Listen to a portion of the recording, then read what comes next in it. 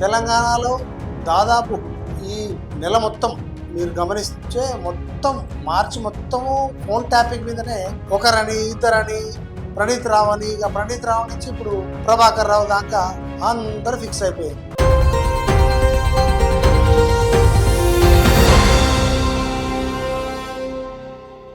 రాధాకిషన్ రావు already లోపల పడడం జరిగింది, జ్యుడిషియల్ కస్టడీలో ఉన్నాడు. ఇంక ఇప్పుడు మిగిలింది ఎవరు? వాళ్ళ కన్ఫెషన్ స్టేట్మెంట్స్ వాళ్ళ అప్రూవర్గా మారి ఇస్తున్నటువంటి ఏవైతే ఉన్నాయో ఆ ముచ్చట్లను అనుసరించి ప్రభాకర్ రావు గారు రేపు అసలు జూన్లో వస్తా అన్నాడు. జూన్లో వస్తే కుదరదు, ఇంటర్పోల్కి ఇంకా ఒకవేళ దాన్ని ఇంకా కార్యక్రమాన్ని ఇస్తే చాలా సీరియస్ అయిద్దని వాళ్ళ పోలీసు మిత్రులు చెప్పడంతో లేదు నేను ఎమ్మటే వస్తున్నాను అన్నాడు. నిన్న రావాలి సోమవారం, ఈరోజు చేరుతున్నాడు. వచ్చే ముందు ఆయన చాలా చాలా ఉపాయాలు చేస్తున్నాడు. ఏంటంటే తను ఆల్రెడీ పోలీస్ అధికారి గతంలో కావడం, జర నేను రాగానే నన్ను మంచిగా చూసుకోవాలి, లేకపోతే సరైనటువంటి స్థాయిలో నేను బయటపడితే బాగుండు ఈ యొక్క సమస్య నుంచి అనే ఆలోచనలో ఉన్నట్టు ప్రజలు అనుకుంటున్నారు. కానీ ఏమాత్రం అవకాశం లేదు, పప్పులు ఉడుకోవు. కారణం ఏంటంటే ఒకటి కాదు రెండు కాదు, ఎవరిని ఆపుతాము? ప్రణీత్ రావు బయటపడాలంటే భుజంగరావు పేరు చెప్పిండు, భుజంగరావు తిరుపతి అన్న బయటపడాలంటే రాధాకిషన్ రావు పేరు చెప్పిండు, రాధాకిషన్ రావు బయటపడాలని ప్రభాకర్ రావు పేరు చెప్పిండు, ప్రభాకర్ రావు బయటపడాలని ఏకంగా పెద్దోళ్ళు కేటీఆర్ కేసీఆర్ పేర్లే చెప్పినట్టున్నారు. ఎందుకంటే జరిగినటువంటి ఉదంతం ఏంటంటే అటు ఫామ్ హౌస్లో ఇటు ఈ తెలంగాణ భవన్లో జరిగినట్టుగా విషయాలు తెలుస్తూ ఉంది. ముఖ్యంగా ఏంటంటే ఇండ్లల్లో సంసారం చేసుకుంటే వాళ్ళు ఫోన్ ట్యాపింగ్ చేస్తే ఏమొస్తుంది? కొంతమంది అలా బలయ్యారు. నిన్న కొండా సురేఖ మాట్లాడుతూ అయ్యో ఈ విధంగా ఇట్లా చేస్తే ఎట్లనే మొత్తము సంసారాలు నాశనం చేస్తే నువ్వెట్లా మనుషులను ఈ విధంగా ఇబ్బంది పెట్టి ఆ మానవత్వ విలువ లేకుండా ఫోన్ ట్యాపింగ్ అంటే నిజంగా కూడా వాస్తవంగా ఆలోచిస్తే అఫీషియల్ విషయాలు మాట్లాడాం కదా, ఫ్రెండ్స్తో మాట్లాడతాము, చుట్టాలతో మాట్లాడుకుంటాము, కొన్ని దాచుకోవాల్సిన విషయాలు ఉంటాయి, కొన్ని మూసుకోవాల్సిన విషయాలు ఉంటాయి, కొన్ని మోసుకోవాల్సిన విషయాలు ఉంటాయి. ఎట్లా మరి లెక్కన ఇప్పుడు కొద్దిగా ఇరకంగానే ఇన్నాళ్ళు ఇట్లా ఎంతోమందిని నడిపించిన వాళ్ళు మంచిగా చేసిర్రా చెడ్డగా చేసిర్రా గవర్నమెంట్ చూసుకుంటుంది, చట్టం చూసుకుంటుంది. ఇప్పుడు కొద్దిగా కేసు రాగానే ఒక కేసులో ఇరికి ఒక 4-5 ఏళ్ళు దాని మీద అసలు 2019లో 18లో గెలిచిన కానించి ఇంకా వీళ్ళకి ఇదే పని ఉన్నట్టుంది.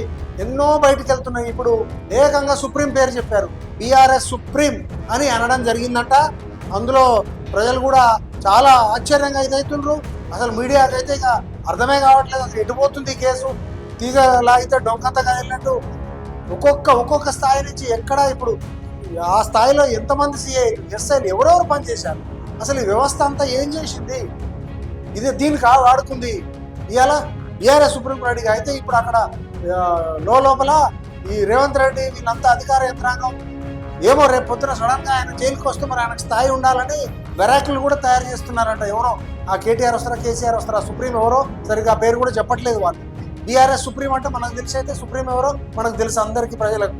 సో బీఆర్ఎస్ సుప్రీంకి జైలు రెడీ, కస్టడీ రెడీ అని ఆ విధమైనటువంటి ఇది విషయం బయటకు వస్తూ ఉంది. ఇంకా క్లియర్గా రేపు మాత్రం ఆ పొద్దున ఇంకా అరెస్ట్ చేయలేదు, ఆయన రాలేదు.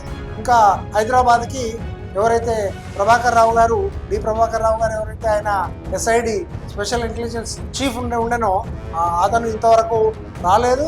రేపు రాగానే వెంటనే అతన్ని కస్టడీలోకి తీసుకునే అవకాశం ఉంది.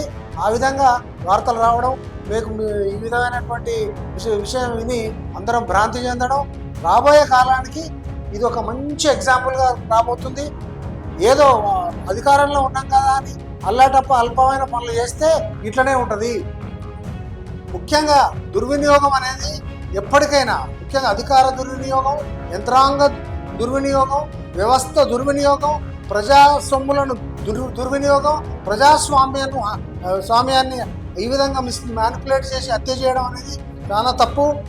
నిజంగా కూడా ఇది ఏదో చిన్నగానే అనుకున్నారేమో కానీ ప్రతి చోట ఇట్లా అంటే నిన్న మొన్న ఆయన సొంతంగా కన్ఫెషన్ చేసాడుగా. మరి సుప్రీం ఎవరో 2-3 ఉంటారు, ఆ 2-3 మీద వేసే దొంగలు, ఆ దొంగల మీద ఫోన్ ట్యాపింగ్ చేయొచ్చు, ఆ దొంగలు ఎవరో ఉండొచ్చు అని ఎప్పుడైతే మన యొక్క టీఆర్ఎస్ చీఫ్ అంటే జూనియర్ ఉన్నాడో కేటీఆర్, ఆయన అన్న ఆ మాట కన్ఫెషన్గా తీసుకొని ఆయనను రేపో ఎల్లుండో ఎప్పుడో అతను వచ్చి చెప్పంగానే అతన్ని కూడా కస్టడీలోకి తీసుకునే అవకాశం ఉంది. ఆయన కోసం అంతా రెడీ చేస్తూ ఉన్నారు.